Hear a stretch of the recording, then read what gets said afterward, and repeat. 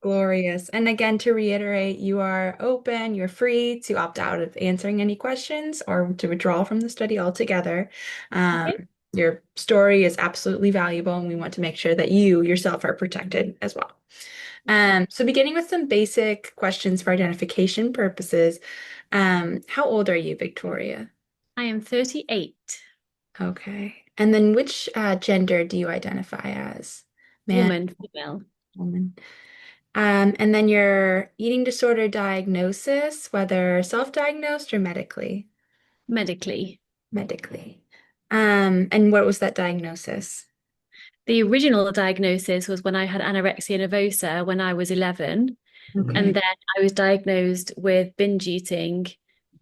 It would have been when I was about 21. But I know, well, this is my knowing as a professional now, they misdiagnosed me because I'm sure we'll go into this without making this a long story now.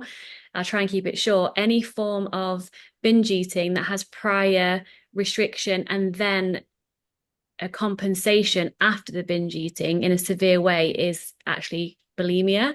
So I would compensate try to compensate from the binge through taking excessive laxatives, Mm. extreme exercise, and then extreme restriction. And that was the cycle. So I think that's worth saying because so many people get diagnosed with binge eating disorder. Actually, there's very, very few people who actually have genuine binge eating disorder with no restriction or no compensation after it.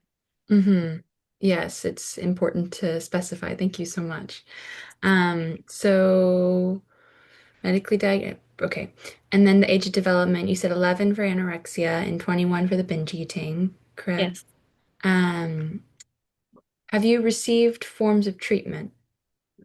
I had therapy and psychotherapy, and in the anorexia, I had outpatient treatment to support me with that. And I've taken something from all of them, Mm. but there's an inner part that needs and wants to be, I don't want to say ready because we're never ready, but that needs to be willing. And I think a lot of that has to do with how the help comes in. So I remember being in anorexia recovery, literally sat there like this with my arms folded, doing nodding, shaking my head, nodding my head, not wanting to speak to the person because I decided that this person had no idea what I was going through. And the people that I saw didn't share whether they had had a similar experience. And I think that's a big part of recovery. So I had no idea if my therapists have had an eating disorder or not. If they did, they didn't share it. So I just decided that they didn't understand and then shut off from them.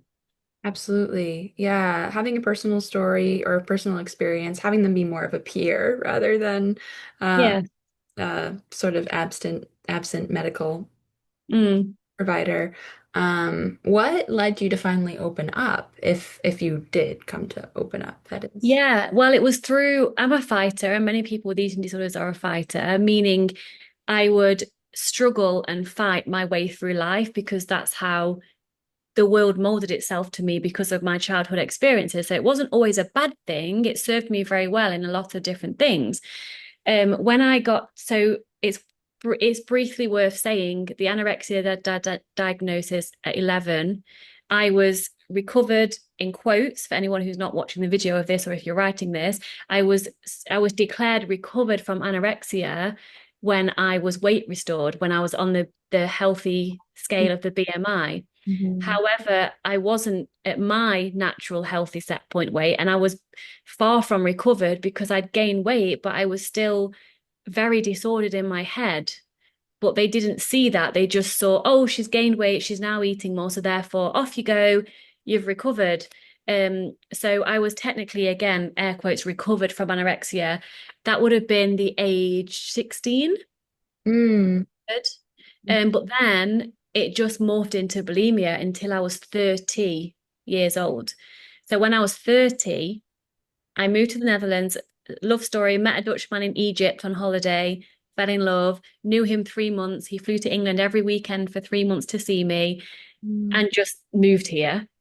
So at that point, when I was 30 and I'd met the love of my life, I've moved countries, everything, apart from the relationship, everything went to shit.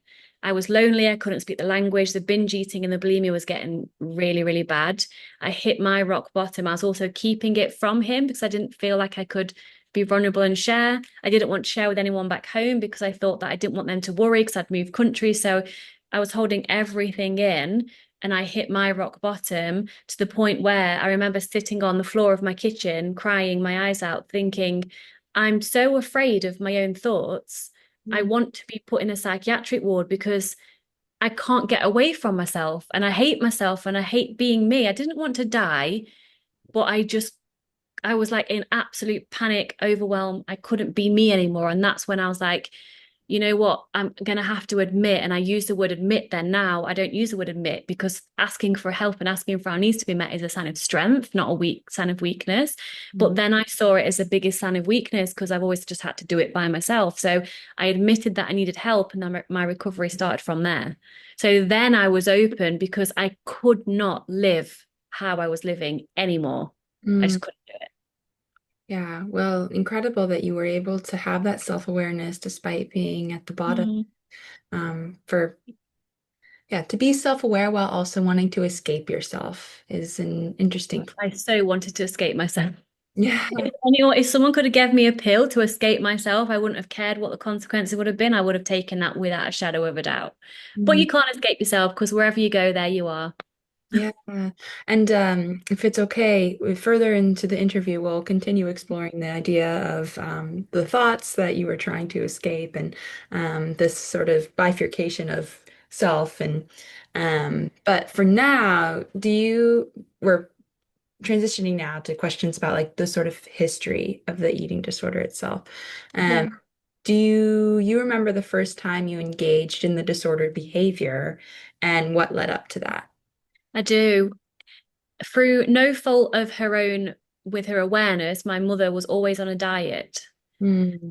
And without realizing it until I started my true recovery at 30, I didn't realize that me and my mother were in such an enmeshed codependent relationship. So I saw my mother as like God, and I wanted to be like her. And we were best friends, which from again personal and now professional experience, it's okay to be best friends with your mother if you are both adults. If you're an adult child of a mother who you consider yourself like best friends with, and I feel by yourself, by your face, you resonate with what I'm saying. I can just tell energetically. But as a child, if you're best friends with your mother, that's not okay because your mother needs to be your parent, not your best friend. And I'm a new mother now, and I'm really leaning into that. So it started off from me just copying my mum. And she would allow me to, she was trying to protect me because I didn't need to diet. And when I say I didn't need to, nobody needs to. I want to make that very clear. But back in the day, when I didn't know what I know now, I wasn't classed as quote unquote overweight or whatever it was. Like anyone looking at me wouldn't think I needed to diet. Mm. So sadly, people still judge people and think people need to lose weight, but we might go into that. So she allowed me to count Weight Watchers points, but she would give me a point that wasn't to lose weight, just to like maintain where I was at. And I was like, what, 9 at this point? Mm. Like a child. But it was again because my mum had her own trauma and stuff, it was something we could do together. So she was like, oh yeah, you can be like me and then we'll count points together. And at the weekend we can have like this binge because she gets weighed again like on the next week. So I learned very quickly that food was to be kind of like a love-hate relationship. So like we love having this food, but you can't love it too much because it's really bad for you. And you also need to feel shame when you eat it because it gains weight and then weight gain is bad. So I started to learn that before the anorexia set in. And the anorexia set in for me for a couple of reasons that I'm aware of now. One, because a lot of childhood trauma, like emotionally, my emotional needs weren't met before that.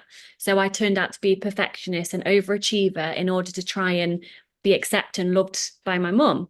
So when I was good at something, aka the counting, I would be like, oh, if I just like do 1 point less and I'll just do another point less. And the Mm. overachiever in me, because when I went to the Weight Watchers Club with my mum every Friday night, they would clap when people lost weight. And then Mm. when someone gained weight, they'll be like, oh, never mind what went wrong. And so I'd quickly learn my child brain was like, oh, so it's really good. Like, and my mum's really happy when she loses weight. So Mm. I'll just like do that too. So my perfectionism and overachieving delve into the restriction part. And then the praise originally from people, even though I was 9, being like, oh, you look so healthy, you're doing such a good job. It just went too far. And then at that point, before the anorexia kind of took over, I'd started to grow hair under my arms. I started to grow pubic hair. I'd started to get boobs at such a young age, like from 9, my hair was growing under my arms, so my mum would shave it for me. So I had a really early onset puberty. Huh. So all of that, my body was changing. I was just like not ready to be a woman yet. I just restricted and was really good at it. And then before you know it, the anorexia gene gets switched on, the migration response gets switched on, and it was easy to just not eat and move. Hmm. Thank you very much for that history. And going into that, it's curious to hear, especially how the overachieving was so specifically linked to food from the outset. A lot of anorexics, or people who have anorexia nervosa, excuse me, um, overachieve, and it's not necessarily within the context of food, but they're overachieving, or drive to overachieve puts them in situations where they feel at risk or like they don't have control because they're continually reaching out and then they find control in the food. But in Yeah. your case, you were overachieving within the context of food specifically. Yeah. Did you feel that drive to perfection or to find your mom's um, favor in other contexts? With everything, if I did something, I was either doing it to be the best or I wasn't going to bother at all. So black or white, all or nothing was very prominent very early on for me. And if I couldn't do something, I remember from such a young age, I would get so angry and so ashamed that I couldn't do it Mhm. first time. And again, I'm a new mother now, so if she's not gone through that stage where I'm assuming most children like are annoyed if they can't do something, but it was like an overwhelming feeling of anger and then shame that I couldn't do it. So I'd either continue doing it until I was the best or just completely just stop doing it. So it was with everything because I also believe now how we do one thing is how we do everything. Mhm. So the perfectionism and the overachieving showed up in my relationship with food, but I think we can learn so much about ourselves simply by looking at our relationship with food as an adult and as children. It tells us it's just easier to see on the outside what's going on the inside. And if someone is struggling with food, if they were to look at their relationship with food and like describe it as if it was in relationship to a person, I guarantee it's going to show up in other areas of their life and in relationships with people too. Yes, it is without boundaries. This is sure. Uh, Yeah. Beginning now with the experience of the eating disorder, when it was active, what happened in your mind, your body, your spirit? You could approach this through any point. Some people will talk about an inner voice, signs of problematic Yeah. attachment, reward seeking, impulsivity, is a slew of things. What was the experience like for you? Yeah. For me, it was very strong voice in my head that felt like it was my voice. So again, it wasn't until I started to recover when I was 30 that I understood, wait, my thoughts aren't facts, really? Or there's actually an awareness of space that I can create to witness my thoughts. I didn't have any of that back then. And sadly, in therapy, none of that was brought to my attention that actually I am not my thoughts. My thoughts are not facts. It's not that I have to restrict, it's that I have a thought that I have to restrict. But to go back to answer your question, it was very much you have to do this in order to be okay. So in the anorexia especially, it was always finding loopholes of how to eat less. But the voice that, to answer your question specifically, how did I experience eating disorder? It was a voice of like very controlling. You have to do this. You can't do that. It was a very no, you have to. So it wasn't like I felt like I didn't have any choice. So it was very much in my head. And a lot of people with eating disorders live in their heads because they don't feel safe to live in their body, because in the body, emotions are felt, truly felt. And so if it's too painful to be in your body, you live in your head. So it's very common for people to have that voice, whether they see it as theirs or someone else's, just this force of like, you have to do this. And then in terms of body, I was so disconnected from my body. I didn't really feel anything, but I liked that feeling. I felt quite numb, quite what's the feeling where you feel superior to someone? Like I could tolerate a lot of pain and I saw that as like a good thing. So even when I'd have massages when I was older, as eating sort of progressed with bulimia, I would find it an achievement that I could like take a massage there where people use their elbows. And it was like a very weird sadistic, like I liked that I could take a lot of pain because that meant again, I only knew this through the inner work. I made the story up, although I was taught to believe the story that it means I'm really strong and I can hold a lot. So my body, I was numb. My emotions, I was quite numb because I didn't know how to deal with them. So that kind of made that them go away. In terms of my soul and spirit, now I'm connected to what those even mean.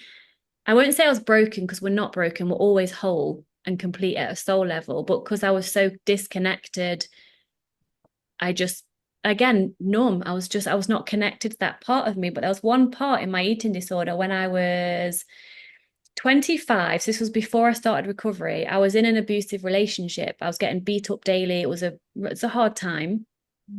And I remember a voice in my head, but a different voice in my head. So the voice that I described about the eating disorder, that was just me. I thought it was me. This other voice came into my head and it spoke to me and it said, "What the fuck are you doing with your life, Victoria?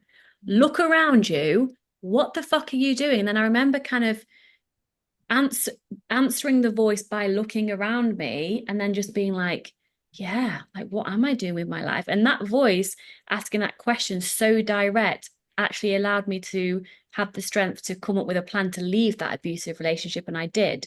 So that was the first time I connected with my intuition without realizing it, I guess. Yeah. So the crisis brought back your intuition in that sense. Yes. Because I believe your intuition throughout our entire lives, we're born 100% connected to our intuition. Mm, Absolute pure, fully connected. The day you were born, you had no problem expressing your needs through your voice, through crying. Like we're taught not to express. So when we're born, we're fully connected. And I believe throughout our lifetime, our intuition starts tapping us. And if we don't listen, it will kind of start prodding us. And if we don't listen, it will start pushing us. And then it will slap us around the face mm, until we listen. There's so many spiritual leaders out there who have only gotten to their spiritual path through extreme trauma and adversity in childhood. mm, It's a gift. mm. Yeah, yeah, it's tragic that they have to undergo that, but then yeah, it's incredible how it's redeemed, right? Yes. Um, Going back to this inner voice that was so strong in your head, again, that was your voice. It's not the intuitive voice. No, no. Um, the when it was active, what was that like for you? Like I was in prison and I couldn't get away from myself. Mhm. I had no belief or no inkling to think I could even ignore that voice. No, like that wasn't an option. I just had to do what it said. I didn't even question, and this is where coaching is so powerful to ask the questions to get your own answers. I didn't even question, well, what would happen if I just didn't do that? It Mm, was like, well, I have to run 10K at 5 o'clock every morning. Well, I have to then go to, like, it was just, I have to. mm, It was like a dictator that I was just a victim, I guess, victim. Absolute, that's a very key word. I was a victim to it. And obviously, a true victim thinks that they have no choice but to just do what the the person in control is saying to do. sure. And it's curious, if I'm remembering correctly, you mentioned that the voice was your voice. It was as if you Yeah, were speaking to yourself, so you were victim to yourself. exactly that. I thought that was who I was. Yeah, and hence the desire to escape yourself that you mentioned earlier on in the interview. Yeah. Okay. But very powerful. You've actually just shared that, Courtney, because I'm just reflecting on what you've said. When I was at rock bottom, where I wanted to escape myself, who was the I that wanted to escape myself? Mm, That's who we are. That's our soul self. The mm, repressed self was who I thought I was. Yet in that breaking moment, there was another I that came into my awareness that wasn't the suppressed self. I see it now as the soul self. So Mm. that's really interesting. Like when we say things like, oh, I was lost in thought. Well, who is the I that was lost in the thought then? Because you're not your thoughts. And so to ask these, maybe people might think weird or very philosophical questions, they're the questions we need to be asking ourselves Mm. to start to have a little opening, a little bit of a space of like, wait, maybe there is something else out there for me then that's not this. Hmm. Exactly. And as you've recovered, it seems as though your soul self has become all the stronger. Oh, yeah, Uh, that's who I identify with now. it's beautiful. Could you speak a bit more to what that soul self is? Who is Victoria's soul self? Yes. And this is to all of us. So it's not just me because we're all one. It depends how deep you want to go here. But the soul self that you get to, all of us get to experience in this lifetime is three things that I can explain so it makes sense to everyone how it feels and how you can experience it. Number one, the soul self can give and receive unconditional love. Mm. Receiving is a big one for women, especially. So it's all right giving love, but it's receiving love because here's the thing, we can only ever receive love from others to the same extent of that which we love ourselves. If Mhm. we love ourselves 10%, someone can love us 100%. But we can only physically and emotionally and spiritually receive 10% of their 100% love. Mm. So, number one, unconditional love for ourselves and for others, and to be able to receive it back. That's your soul self. That's just inevitable. The second thing is authentic self-expression, which means being honest about how you feel and what you need and sharing that with your partner, with in relationships, setting boundaries, saying no, not people pleasing, sharing what's on your heart and what's on your mind, unapologetically sharing your authentic voice. And the third thing is then, because of those two things, you live in freedom, freedom to express yourself, freedom to give and receive love, freedom of speech. And then freedom brings peace. And life happens. People die. You feel sad and sadness and grief. Of course you do. You feel anger if something happens that, is going against what you've said or it's encroaching on your boundaries. They're all human emotions we feel, but in my experience, underneath all of these daily emotions is a foundation of just peace, Mm. infinite peace. And I'm a human and I'm not perfect. And, I'm in my emotions sometimes. But when you do the work and you return home to your soul self, so I'll reiterate the three again: giving and receiving love, authentic self expression, and then freedom. If you're in your suppressed self, it's interesting that the words I'm using here, I was in bed last night, and before I go to sleep, I always ask my higher self, my soul self, to just show something to me in dream time or like give me a sign or whatever. Sometimes it's nothing. Sometimes I'll have a dream and forget it the second I wake up. This morning I woke up and I had the words, the vocabulary of suppressed self and soul self, obviously to use for this interview, which isn't random to me, or it all comes in the perfect time. I've used these before, but not in this exact way with this language. And so where am I going with this? The suppressed self can't receive love. Definitely not. It can probably give love, but how much can you give really? Is it unconditional if it's an empty cup that you're pouring from? The suppressed self can't express itself authentically because it's people pleasing, it's wearing masks, it's organizing other people's emotions so you don't have to feel a certain way, it's putting others' needs before themselves. And it also is not free, it's Mm. controlled by self. Yeah. Mm. And of course, what complicates this all the more too is, the repressed or the suppressed self and the soul self, as you've already alluded to, right? In talking about your story, they can exist in tandem, and Yeah. who's feeding into whom, or who is taking from whom in the context, the suppressed self will try Yeah. and take and weaken the soul self, but then the soul self needs to come in and nurture and correct the suppressed Yeah, self. It's exactly. not, so bifurcated either or. It's just, okay, these two things are always existing in us in tandem. But what is the dynamic between the two? That's a very beautiful conceptualization of just deeper psychology. So thank you. Thank you. And you addressed it, you mirrored it back to me beautifully, which lead me to say with the two selves that you always have within you, it's like planting seeds. So let's say we all have seeds that we plant for our suppressed self and seeds that we plant for our soul self. The one that's going to flourish the most is the one you nourish. I mean, that's a bit of a cringy thing, but true. Whatever you nourish will flourish. So at the end of each day, are you nourishing your soul self? Have you said no instead of saying yes and people pleasing? Have you nourished yourself today? Have you rested? Or have you actually nourished the suppressed self? Because whatever you nourish is going to grow and is going to flourish and be stronger than. So just the goal is to not nourish the suppressed self and to nourish the soul self. And then that's what your experience of life will be because it's always a choice. Always, always, always a choice.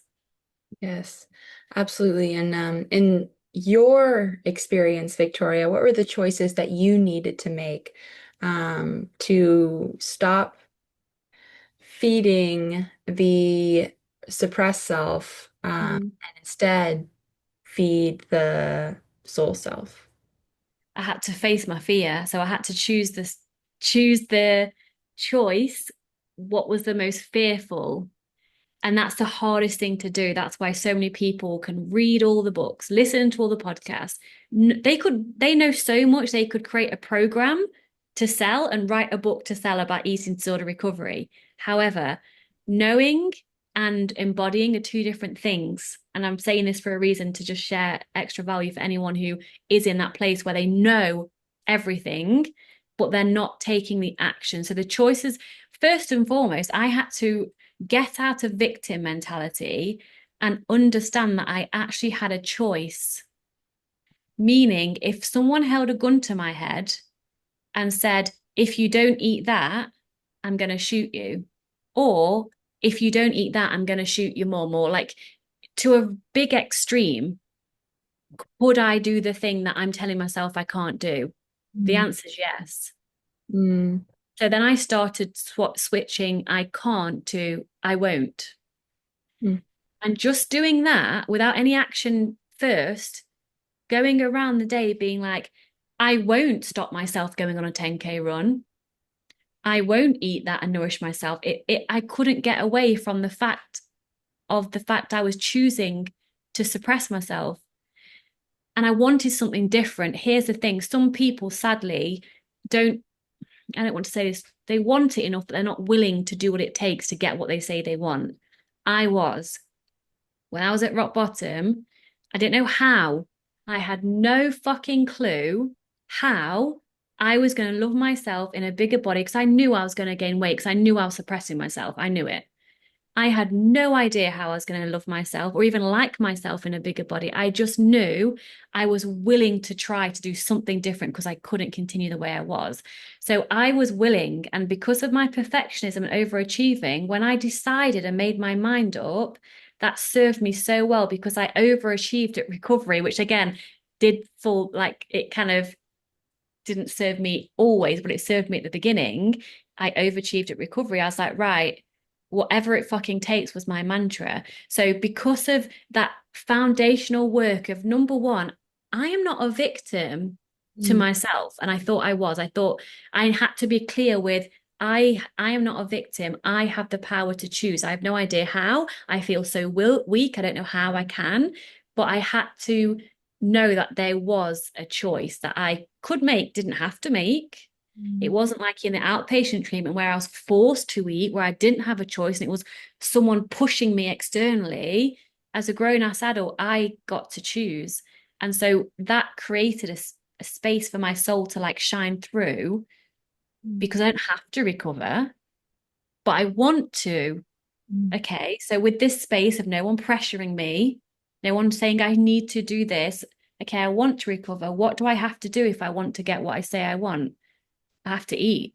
I have to nourish. I have to stop exercising. I have to ask for my needs. I have to go to bed and get the rest I need. Like, I have to do all the things that I've not done which was so uncomfortable and fearful and petrifying, especially when the weight gain happened and I wanted to run back. My soul self was too strong then. No, we're not going back. We're just gonna, I have no clue how, get through today. And you do, and you get through another day and another day. So it's all about, what do you want most? And are you willing to face the fear and be uncomfortable to get to where you want to be? Because it's a guarantee. People say, I don't know if I can ever recover. I guarantee recovery if you're willing to face your fears. Full stop. Hmm. Yeah. Thank you very much. It's a wonderful way. Yeah, those actionable steps provide a wonderful way out to those who are really Yeah. hopeless and don't have a vision as to what life without the disorder would be like. So thank you. Can I just say a little bit to help those people who don't have a vision? Because some people say, I was lucky, I had a vision. Not a clear one because I had no idea how I was going to do it, but I knew what I wanted, and I wanted freedom, I wanted self-expression, I wanted to stop people pleasing. So I had a vision. So many people don't even have a vision. They just know they don't want what they're in right now. So to speak to those people, allow others to be your inspiration. Me, other coaches out there, other people who are sharing themselves on Instagram. If you don't know what you want, that's okay. Allow your inner child to tell you what she wants, and she will be very clear on what she wants. She wants fucking freedom. hmm, Use others to be your inspiration before you can feel it within your own self hmm. first. Yeah, powerful words. Um, yes. Okay, switching gears now, Victoria. I'm going Mhm. to read the definition of shame. Okay. Ask for your questions and comments on it as it relates to you and your personal story. Okay. Mhm. Shame is a state in which an individual has internalized an abstract perception of negative emotions or judgments to the devaluation of themselves. I'll read Mhm. it again, and I'm Yeah. also happy to read it however many times to be helpful. Okay. I'm going to close my eyes as you're reading it. So, Okay. Shame yeah. is a state in which an individual has internalized an abstract perception of negative emotions or judgments to the devaluation of themselves. I would agree with that. Yes. Yeah. Because in simple terms, how I experienced it, Mm, guilt and shame are two different things. Guilt is you feel like you've done something wrong, your behavior is wrong. mm, Shame feels like you're just wrong, you're just bad, you're just flawed. It's hard to put in words because the shame I would feel for eating, even like going to the toilet, I want to say it's weird, but of course it's not weird. The shame I would feel like having human needs, that's it. That's the key for me. mm, Having human needs felt so shameful to me. Is mm, hard to put into words. And the shame that was felt in my body was like, I wanted to crawl out of my skin. It was like a wave of like heat, of like, please, the floor just swallow me now. I don't, it was like, it's hard to put in words. People will understand. I'm sure you, mm, Courtney, also might understand how that feels. mm, There's something wrong with me. No matter what anyone says to me, I'm not never going to be good enough. That's it. I'm never ever going to be good enough. No matter what I do, that's how I experienced shame. mm. It's curious to hear you mention that shame really revolved around your human needs, right? And Yes. you mentioned even Yes. wanting to hide from yourself when you began going through puberty. And it's not like that, that's being human, right? Yeah. Go through puberty Yeah. is a part of the human experience. Um, Yeah. so whether it's eating or feeling, having the embodiment of a human, the sensations that go through and the developments of a human, it seemed like there was a lot of avoidance or hiding from that for you. Yeah. And this conversation is beautiful because it leads me to more realizations, is that because being a human is imperfect and it's messy, because I identified or I felt the drive to be perfect in order to be safe, Mm, I could not allow human needs. Like, I can't allow myself to like go for a poo because that's not a perfect thing. You know what I mean? Like, and people don't like the smell, and all the things that were taught, even like to the point where, and I've learned this because now I have a baby myself, and I'm purposely not doing this from such a young age. Let's say you're a baby, you pre-verbal, you don't even know what language is. You see a parent acting in a negative way to your pooey nappy, like, oh, like changing the nappy like this. You're learning through their body language and through their emotions, it's not okay to poo. Seriously. So it goes, I know parents, I mean, God forbid, there's no such thing as a perfect parent. It's impossible because, we're all human again, we're messy and we're not perfect. But even to that degree, from such a young age, where did I learn that it's not okay? I mean, verbally, of course, it's okay to go to the toilet. But even from such a young age, like when I was being checked for, I don't know if this is a thing now, kids have worms. They had to look in between my bum to see if I had worms as a child. I was that adamant no one could see me naked. So from such a young age, even before the anorexia, I was so ashamed of people seeing my body. My dad had to come and check when I was asleep because I wouldn't let them. So where are we learning that? And I am sensitive too. Not everyone could have the same experience and have a completely different experience of the life I've lived. I'm a sensitive person. But I learned somewhere that I need to feel ashamed for having needs, perhaps even through the fact that I had a pooey nappy, and every time I had a pooey nappy, because I'm sensitive, someone didn't want to change it. And so because I put everyone's feelings before my own, like, oh, if I didn't have a pooey nappy, then they wouldn't have to be uncomfortable. It Mm. it goes so deep, and this is what we explore in coaching because everyone's different. But to try and circle back to answer your question, Courtney, around shame to be human because humans aren't perfect. And Mm. I had a belief that in order to be perfect, then I would be loved and accepted and safe. If I wasn't perfect, I wouldn't be safe. Mm. Mm. So I rejected the very part of who I am, which is human. Yeah. Did you experience shame around any other thing besides just embodiment? I think embodiment was the biggest one. I think having needs, but I guess that relates to the but I guess having needs, like if I say, for example, if I was lying on the sofa on my mum's lap, if I was uncomfortable, I wouldn't say, "Oh, can I have another pillow?" Or like I would just keep myself there in order not to disturb her. Mm. So it was with everything. The biggest thing was the embodiment, like being in a body and a body has needs. Being human, you have a body and therefore you have needs. You need to eat, you need to drink, you need to poo, you're hot, you're cold. So I guess it was all embodiment, but thinking about it, it was asking for my needs to be met. But and if I was when I was a baby and a child, my needs weren't met, Mm. then I was taught through my mum's actions or non-action that my needs don't matter. So if I can have less needs, it will annoy her less and I won't be a burden, then my mum will be okay because I Mm. don't want to add to my mum's stress. And my mum needs to be happy. So the less I ask for, the happier she is. And because we were so codependent, therefore I can then be happy. Whew, mum's okay, I'm happy. It's like roles reversed. I was the parent of my mother because my mother is still a child in an adult body because she's not worked on her own trauma that she's also been through a lot generationally. Mhm. Yeah, you have also such a gracious perspective for your mother, and that just also Well, I love her so much, and we I think you may have heard me say this on a podcast, and I say it over and over again. Every single thing we do or don't do as humans is either an act of love or a cry for love. Mm. So my mum was only doing the best with what she was physically, emotionally, and spiritually able to do. She didn't know better. It's not like she was doing it on purpose. She just wasn't evolved enough to know how to deal with her own emotions, to hold me in my emotions and give me what I needed.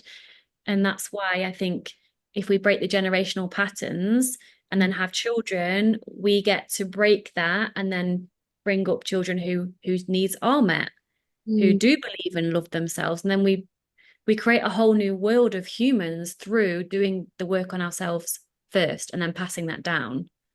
Yeah, sure. Um,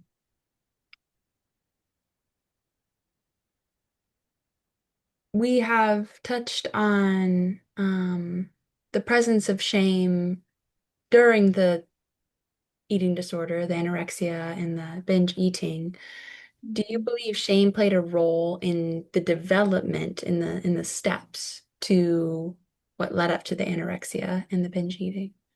Yes, because I touched on perfectionism. Hmm. Shame and perfectionism are two sides of the same coin. Hmm. So the more perfect you can be, the less you'll have to feel the shame that you feel of just being alive, being you. And it also is mirrored back to you in society. Like the more good you are, good girl, well behaved, perfect, funny in the right times at the right places, like the more you're performing and the more perfect you are, you get praised. And so, of course, anorexia thrives on perfection. And in order to be perfect, you have to be in control because life's not perfect. I mean, truth bomb, we all know that. Life is imperfect, and the perfect doesn't even make sense. Only in the spiritual sense that we are already all perfect, whole, and complete, and everything is perfect. That's deep spiritual work. In terms of the perfectionism and the perfect word we use in society today, it shouldn't even be a word. It shouldn't even be a thing. So for anorexia, the shame drove the perfectionism. And of course, then the migration response of the anorexia switched on, and that was the anorexia. In the binge eating, oh my God, the shame of the binges. I would eat in the broom cupboard at work. I would eat in secret. I would like frantically eat in my car. That was a mixture of the behavior was like so shameful, no one can even ever witness it ever, because I'd rather die than someone see what and how much I'm eating right now. And the shame fuels the cycle of secrecy because shame keeps us stuck, silent, and separate, Hmm. but it fuels itself. The only way shame can be healed is if you bring it into the light. So if you see shame as like darkness and something that's hidden, shame, in my personal experience, can't be healed within yourself only. It needs a relationship of some kind, whether a conversation like this or a therapist or a relationship with you with another person in a support group, whatever it is, it needs to be shared from you in a vulnerable state, witnessed by others, and just met with love. Hmm. That's the only way shame can be healed because you can't heal it yourself. You need to be witnessed because we're human beings. We live in relation to others.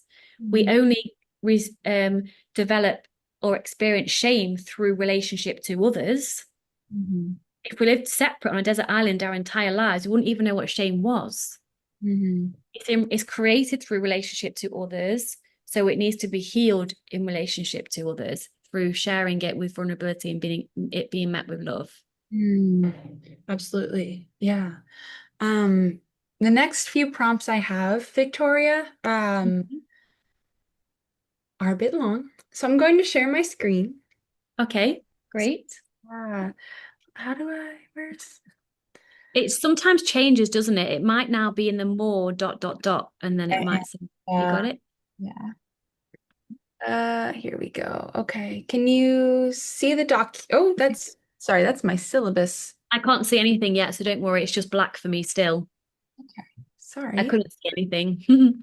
Doing that lately. I'll choose the right Oh, I window see what you can choose the thingy, yeah. and then it I should still can't see anything yet. share.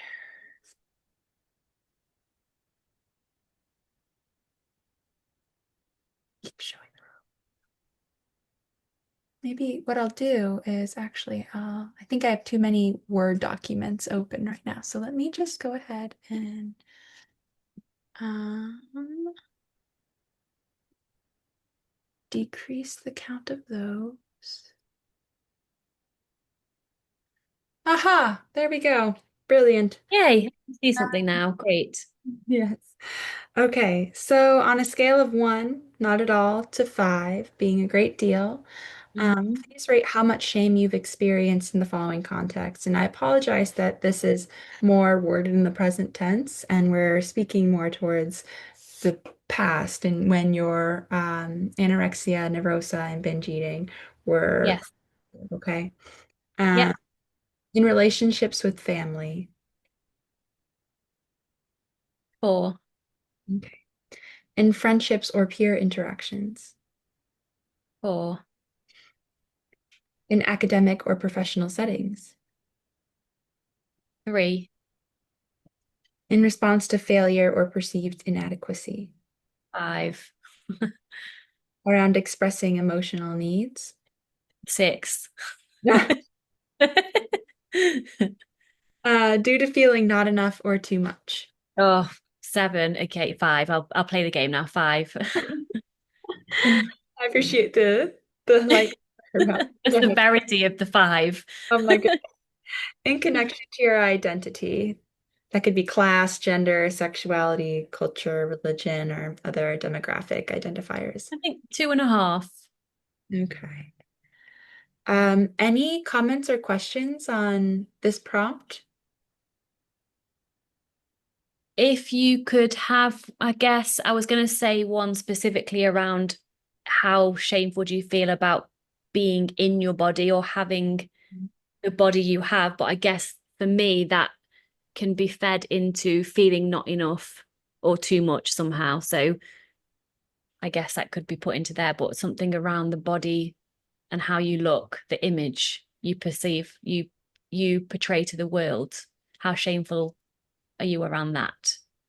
Okay, yeah. So if there were a prompt, a sub prompt to this larger Mm. question, that read along the lines of in experiences of having a body. Yeah, because I remember in the binge eating, it being really, really hot, and me wanting to wear like a shorter dress or at least shorts or something, and me thinking of, oh my goodness, I can't let other people feel so disgusted in seeing my legs. So Mm. again, it was putting other people's emotional needs before my own, deciding that everyone would be absolutely disgusted to the point where they can't physically look at me because they're so disgusted in me. Mm. So I would choose to do something different so I wouldn't have to put them through the disgust of looking at me because and then I'd feel so much shame if I did do that. So I guess that's very body specific in terms of appearance. Yeah. So what would you say on a scale of 1 to 5? With that, 5, Mhm. massively. Yeah. Thank you for that addition. Yeah. No, of course, these are great. And then to the next prompt, to what extent do you agree with the following statements on a scale of 1, strongly disagree, to 5, strongly agree? Again, apologies. This is within the context of when the eating disorder is active, so these should be past tense. I'll go ahead and word those as is appropriate. When I felt Okay. ashamed, I was more likely to change the way I ate. Oh, 5, Shame made me want to control something in my life. 5, I used food-related behaviors to numb or cope with emotional pain. 5. And that wants to be a 10, but we only have 5, so 5. I hid or isolated myself when I felt shame. 5, I felt more in control when I engaged in disordered eating behaviors. 5. Shame influenced the development of my eating habits. 5. Thank you, Yeah. Victoria. Any additional comments or questions on this I prompt? would like to meet someone who has an eating disorder who doesn't have a 5 out of all, or a 4 or 5 with all of those. Mm-hmm. Yeah, there's. Because shame drives shame. If I had to if I had to describe shame to an alien who didn't know what shame meant, I would use the words something wrong with, never good enough, always too much or never enough, um, embarrassed, those kind of things. So I think they all link to, and obviously, if you can then have the answer, because society sells us the answer that if you're thin and beautiful, everything will be perfect. Mm-hmm. You'll be happy, you'll have a great lover and relationship, you'll earn lots of money, everyone wants to be your friend, you'll have nice holidays. I know I'm over exaggerating here and being a bit over the top, but that's kind of true. Mm-hmm. If you didn't have shame, you wouldn't be seeking to move away from shame to feel good enough. If you already knew you were enough, Mm-hmm. society would collapse overnight, actually. If everyone woke up tomorrow loving themselves and knowing that they were enough, the beauty and diet industry would go bankrupt literally overnight. Yeah. It's all linked to childhood, by the way. I get, obviously, you know that, all of it. I've not met a single person. I've met quite a few clients who they come to me and they're like, yeah, my eating disorder didn't start till, my 20s when I was just after uni or whatever it was. So I had a great childhood, and I don't want to argue the fact they didn't think they had a great childhood. 100% of the time when we dive into childhood stuff, all of it comes up and they're like, oh my God, because there's a reason for the eating disorder, even if it didn't develop until your 30s, because our brain is developed and not fully developed till the age of 25. We have a brain that controls most of what we do or don't do. It's always something in childhood. It doesn't have to be food related or body related. Mm. It's characteristic related, and what you've learned about your needs growing up as a child is always linked. It's just the eating disorder it's what Gabor Mate says. I love him.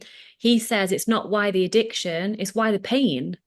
Mm-hmm. Addiction to restriction or the eating disorder is simply a symptom Mm-hmm. of trying to manage the pain. But why the pain? Where's that come from? Mm-hmm. Mm-hmm. It's so much deeper, right? So much deeper. Yeah. Um, all right, so I'm going to stop sharing the screen unless there are any further thoughts on these questions. No, not that I've already said. No. Brilliant. Okay, thank you so much, Victoria, for your thoughts and your professional insights on this. It's been very lovely. Final question here.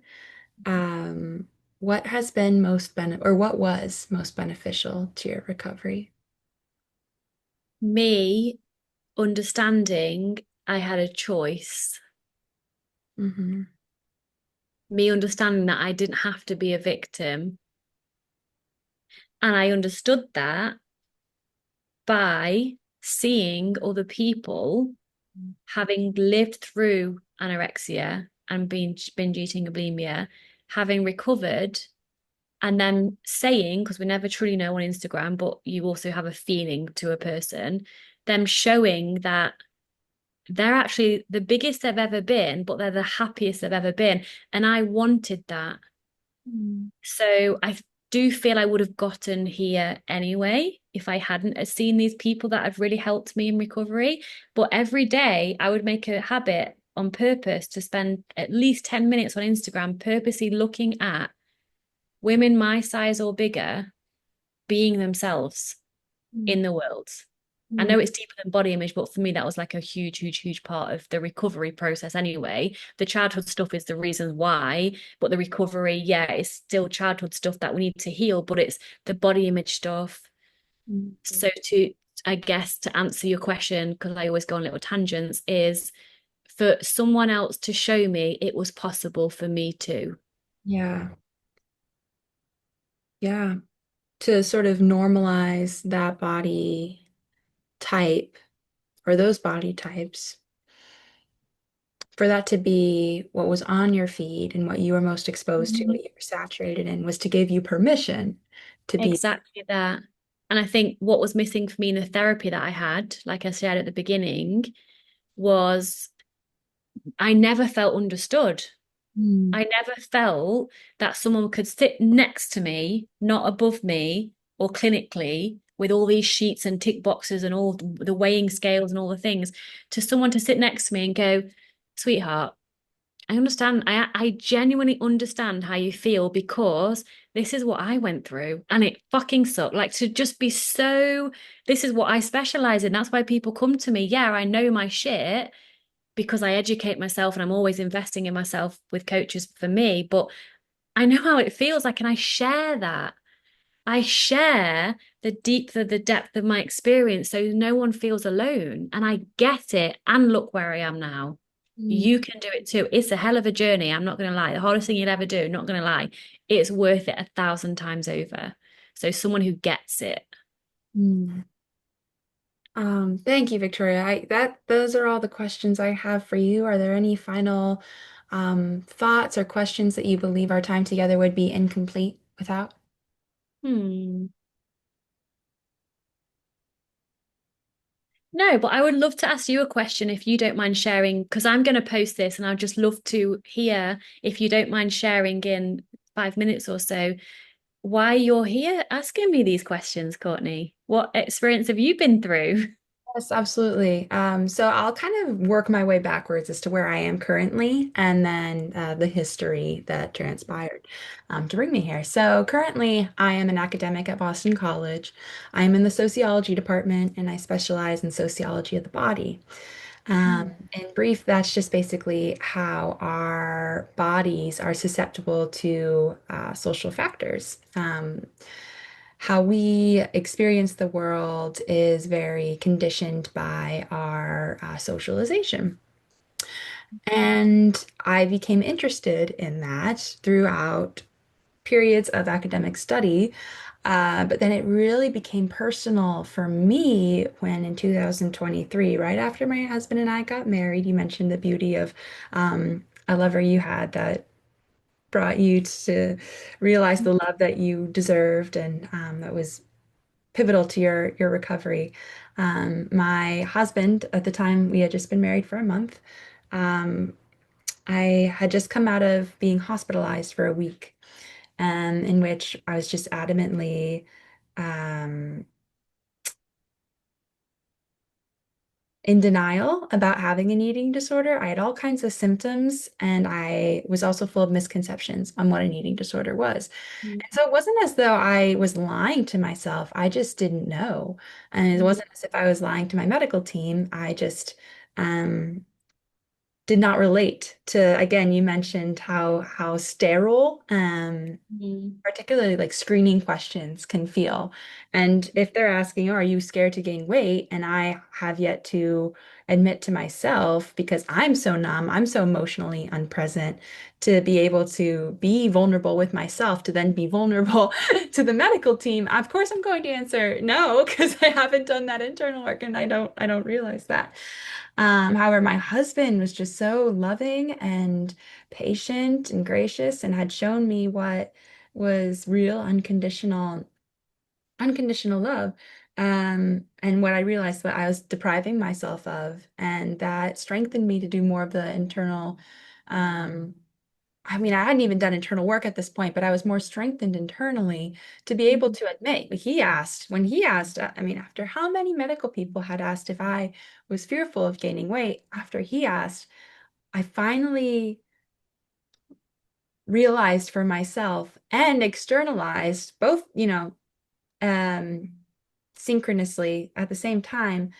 Yes, I am. And that was a huge revelation for me. mm, And as we looked further into what eating disorders were, it came to realize that the symptoms that I was hospitalized for, like failing organs and low heart, the whole slew of a body shutting down because it's mm, completely malnourished, were correlated to restricted behaviors.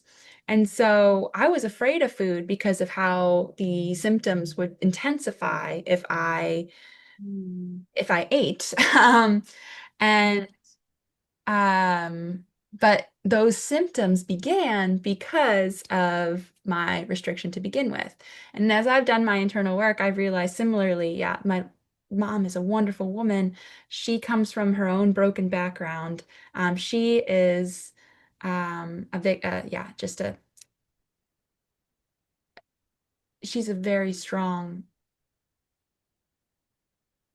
woman, and I'm very grateful for the ways that she gave my siblings and I a life that she couldn't have imagined for herself, given where she came from.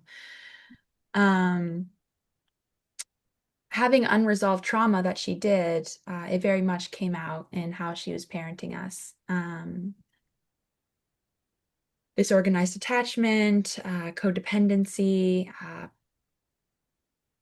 expecting the child to parent you, the slew of things. And so growing up, I was felt very responsible for regulating her.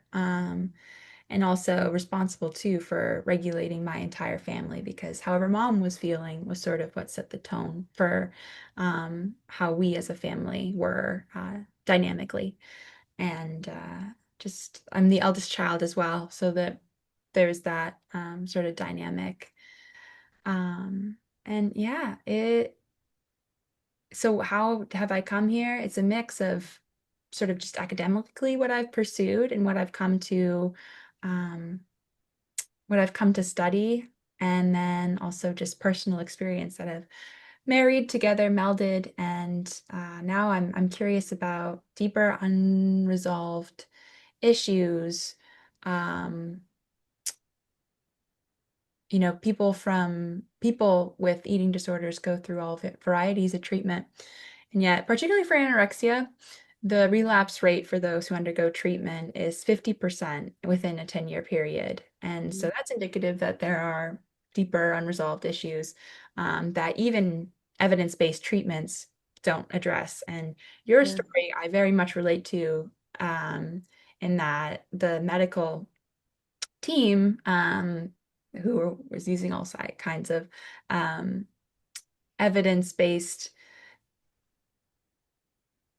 evidence-based ways to screen for anorexia and to essentially sort of treat it while I hadn't admitted to having it. But anyways, Yeah. just fell flat on its face because they weren't approaching the person, but more so approaching the diagnosis. Yes, exactly that. So I'm actually working on a paper now that we've completed the interview. I'll just, come out and say more specifically, a paper to advocate for, well, yeah, a paper to advocate for research in the role of shame in the development of eating disorders. Oh, nice. Because there is not research, there is not study on that. In terms of research on the development of eating disorders, it tends to be very psychologically oriented, Yeah. looking at the Yeah. individual as the problem, Mm. or what the individual has experienced. But again, all within like the locus of the person. Or Yeah. it's on a much more systemic level and looking at, okay, you were a victim of these sort of societal forces bearing on you, and you're just a product of that. And it's not looking at, shame has this social element to it. And Mm. that what we are shameful of is something that often is something we're socially conditioned towards. You mentioned, right, just the way that parents interact with a nappy, or Yes. how foods can be labeled good and bad when we're really young, when our parents are trying to teach us to eat healthy, and we internalize, Yes. right? So we come to internalize these sort of messages that then manifest as shame for us. And then we're also in conversation with that as living, breathing, and you mentioned like spiritually whole human beings. And so what is it for us to be in conversation with the social messaging, excuse me, and to be a person who um, is interacting with these, who's being formed, but also might be contesting. And shame has a presence there, and the strength of it really determines how much of the person sort of surrenders to the social forces. And Yeah. um, that's really what I'm interested in. So marrying, like finding some sort of um, middle ground between the psychological approach and understanding the development of eating disorders or eating disorders in general, and the more sociological or societal approach, and explaining the development of eating disorders. So that's where I am. That's who a bit of I am. And yeah, just so grateful, Victoria, again, for the work that you do. Your passion for helping others just emanates through what you share. You having done incredible self-work, but then also it's clear that you have a number of testimonies that you're referring to in the wisdom that you have to share. So thank you again so much for the many that you're serving and for the light that you are. Thank you, Courtney, and thank you so much for sharing a bit about you. And please keep me update on your paper so I can share with my community. And I think it's exactly what we need to start looking at the more nuanced, deeper connection to eating disorders. So thank Thank you for what you do as well. I've really enjoyed this interview, the way you've asked the questions. Yeah, one of my favorite interviews I've ever had. So thank you for your you. energy. Absolutely, Victoria. All right. Bless you. Yeah. And congratulations on your little one, new Thank mommy. you. Yeah. Oh my God, it's the best job in the entire, it's not a job, but it's the best thing in the entire world. And I tell you what, that also is the best way to grow Mhm. because you just met with yourself like on a deeper level and it's just such a gift. So thank you. My word. All right. Well, All enjoy right. the rest of your day. You too, Courtney. I'll hear from you soon. Yes, I'll get the recording to you ASAP, okay? Thank you. All Thank you, right. Courtney. Have a nice day. Bye bye.